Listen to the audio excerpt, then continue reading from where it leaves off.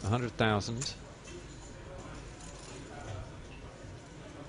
Now, it looks like Chris is cool, but presumably he's not just calling to hit a gut shot. No, he's probably thinking he's going to, if he whiffs or misses, he'll take it away with a bluff. He might try and represent the flush.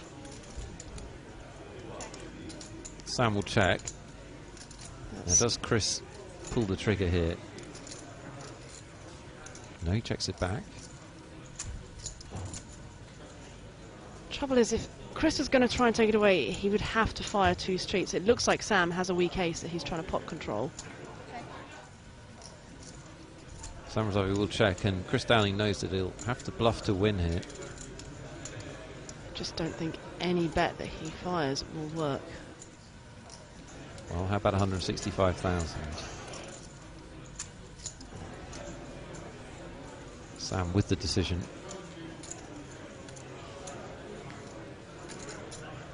I can't beat much.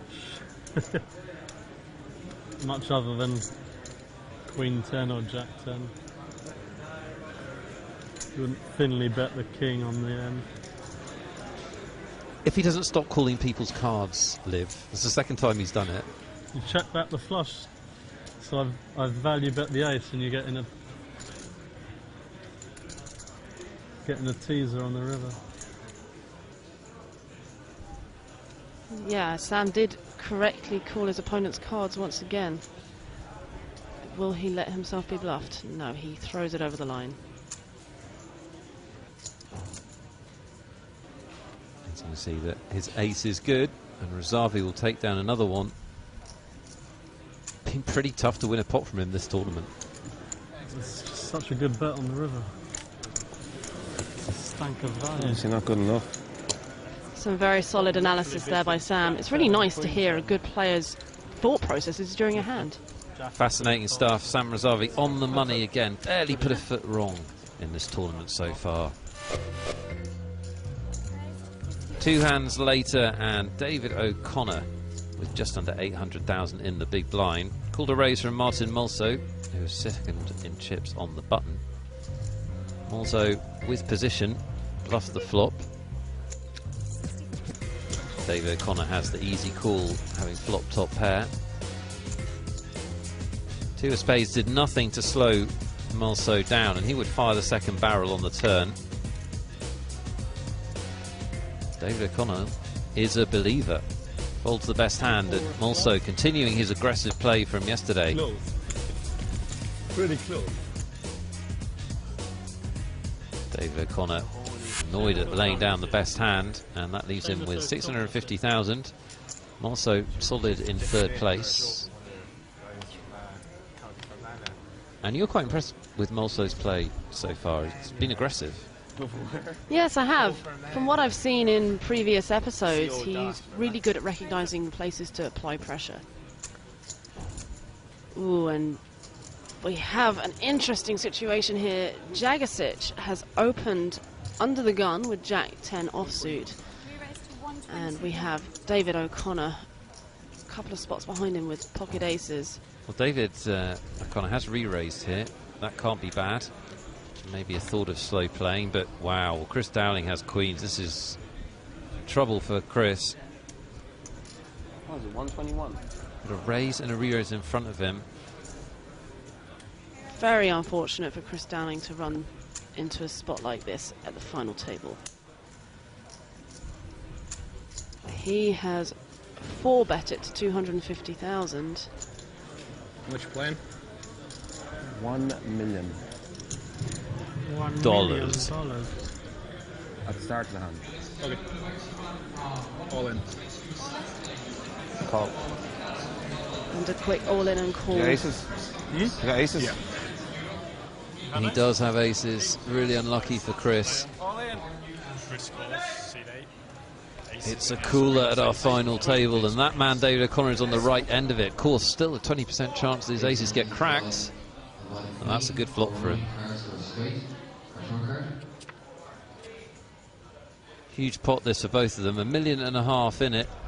Oh, well, this has changed things a little bit. Dowling has now got 11 outs because, of course, any club will give him a flush. Big sweat for David O'Connor, but the hand holds up. He gets his aces home. You can see the relief. Big, big pot for him. Max and Nick, UKIPT champs. Max, you're in the middle of a railing frenzy. Yes, I've got Dave right here in the main event, and I've got Nick right here in the 300. It's a pretty just fun time. Like, it's almost as good as actually winning one yourself, I think. And tell us about David O'Connor. And is he a good player, or is he just running good? Or? He's a great player. He's a good friend of ours. We actually play in a weekly home game together, where we call it a learning game. We have to show each other our cards. Everyone talks about their thought process, what their ranges were, and what's going on, and it's just basically intended to help us all improve. And I think we can see that it's done pretty well for the team. Yeah, to say the least, including David Van Plu, they have 4 UKIPTs and a champion of champions between them. Amazing results for that group of players. Chris Dowling maybe on the comeback trail here. He's picked up a real hand, pocket tens.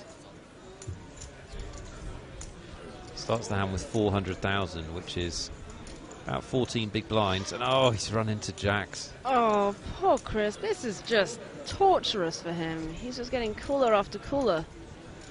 Well, this may be the last one, I'm afraid. Don't see how he gets away from this. Well, he shouldn't get away from this, I guess. He looks pretty strong. I thought you might have a hand. I've got jacks. You've got jacks? I think you've got a hand, yeah. Jacks against tens. Sam Razavi in a dominating position here, and Chris Dowling with his Tens tournament life on the line needs to get lucky. Tens have been good for you. Do I look like I've got the jacks? The tens have been good for him. Talking to their friends on the rail. 9 of clubs. 6 of clubs. 9 of clubs. 9 of clubs. No! King doesn't change anything. Dowling needs a 10, can't get it done, so 2 big coolers send Chris Dowling to the rail in 7th spot. It's a shame to lose Dowling. I've been impressed with the way he's played. Fact, felt break time. This is Anrailk Jarrig. It's the oldest pub in Cork. When it opened in 1698, it was a bit of a gamble because no one knew whether the Irish would take to drinking establishments. Somehow over the years they have found enough Irishmen who like a drink to keep it open. Who knew? After the break there'll be some more poker and you can check it out if you like. Personally, I'm going to be in here having several.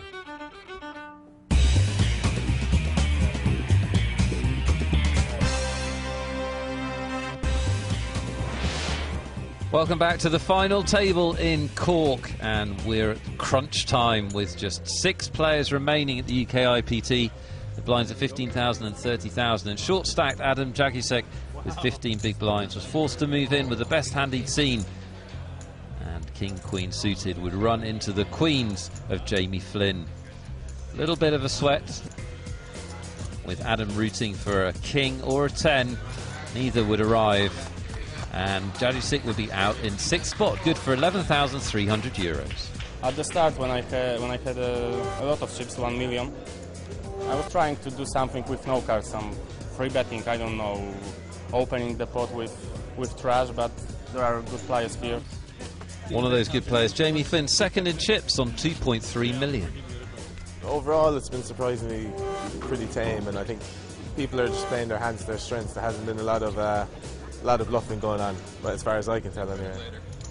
6 hands later, and it was Alan McCauley's turn to be all in with less than 10 big blinds. Remember, he lost most of them in that big race with ace-king against Dowling's 10s. He was 3rd in chips at the start of the day, but now in a lot of trouble, needing the 9-4 to catch to beat Martin Mulso's ace-deuce. And the ace is no help to McCauley. He leaves us in 5th. My games are pretty tight. I'm usually pretty committed to the cards that I'm playing, so it's rare that a tight player gets this far on. 4 players left, and some really good aggressive players among them.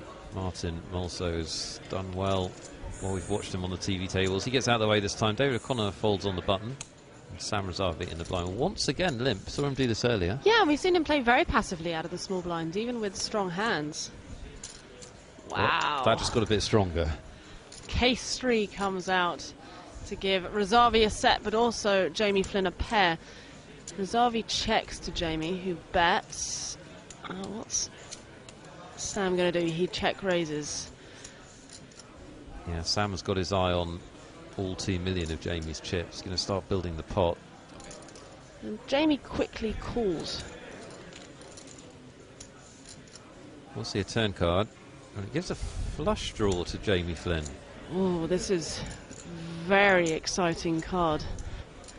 It's now given Flynn a much stronger hand as far as he's concerned. He could well try and semi-bluff here. Well, you called it. He's going to raise, so he's got a pair and a flush draw. He's prepared to get it in here, presumably, or what? I mean, it'd be very difficult for him to raise and then fold.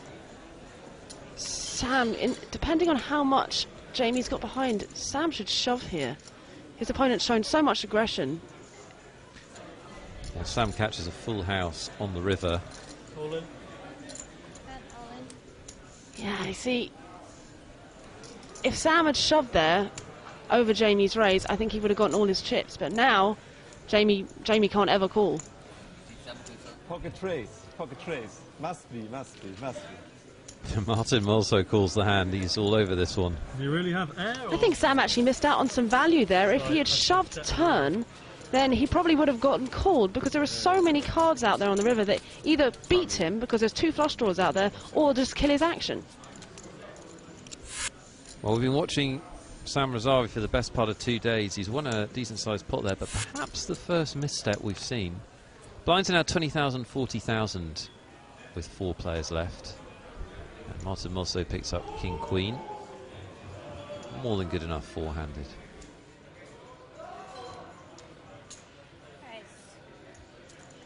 He opens the action to 88,000.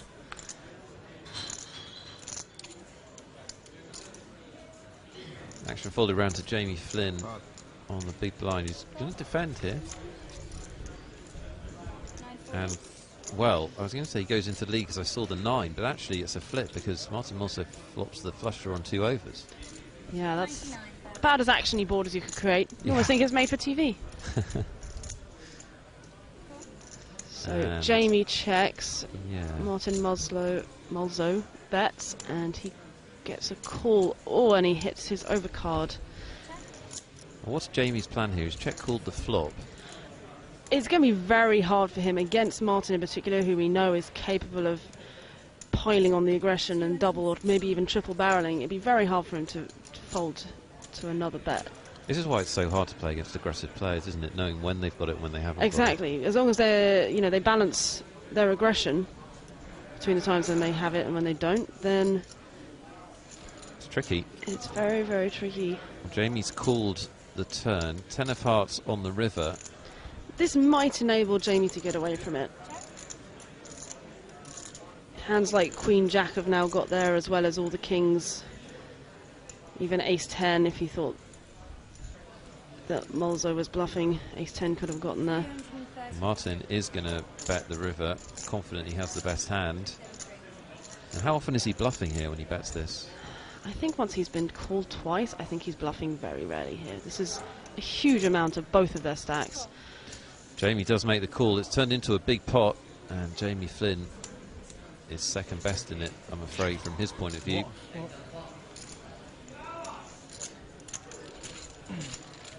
And Martin's been smiling for a lot of the last 2 days.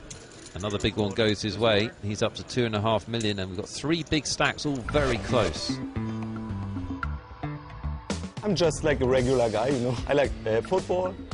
I like go to parties. I like hanging in front of the TV, like meeting friends, and yeah. How much poker do you play when you're not on tour? I play like quite a lot. I would like consider myself as a semi-professional. I'm like a student. I'm getting like more and more into tournaments, and I like enjoy them more because there is more money at stake. And I haven't done this before, and you have to really like recheck yourself to like don't do anything stupid. Yeah, check yourself before you wreck yourself. Yeah. I pulled some moves which I wouldn't have done if I would have sit here. So.